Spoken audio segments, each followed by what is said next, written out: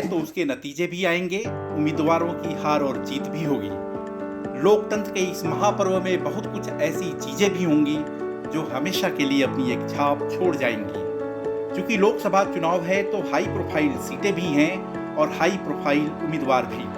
इन्हीं में से एक सीट है हैदराबाद और इस सीट के हाई प्रोफाइल उम्मीदवार हैं AIMIM के मुखिया असदुद्दीन ओवैसी।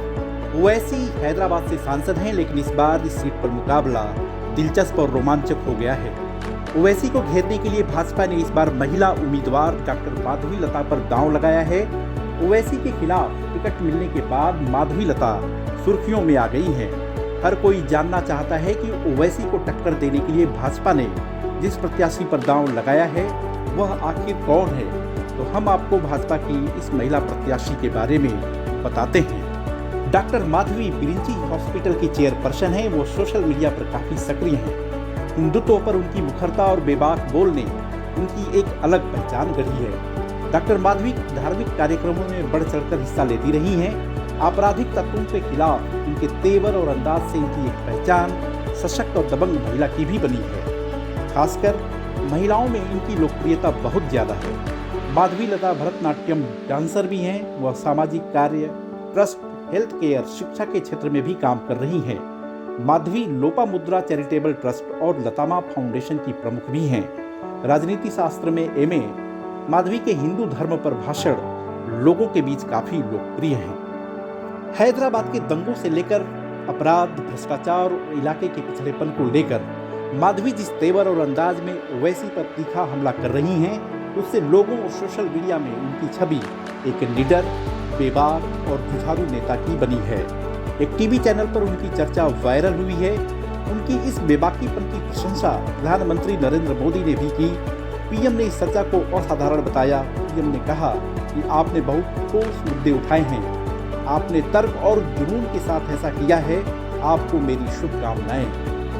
डॉक्टर माधवी पक्के इरादे और आत्मविश्वास से इतनी लबरेज हैं कि ओवैसी उन्हें चुनौती नहीं लग रहे हैं। वह कहती हैं कि AIMIM जिस मिट्टी से बनी है उसे तोड़ना उनके लिए बहुत आसान है। वह मानकर चल रही हैं कि हैदराबाद से इस बार ओवैसी की छुट्टी होने वाली है। उन्होंने ओवैसी पर फर्जी वोटों से चुनाव जीतने का आरोप भी लगाया है। वह कहती हैं कि ओवैसी के पास 6,20,000 बोगस वोट हैं। उन्होंने अपनी जीत और ओवैसी की हार की भविष्यवाणी भी कर दी है।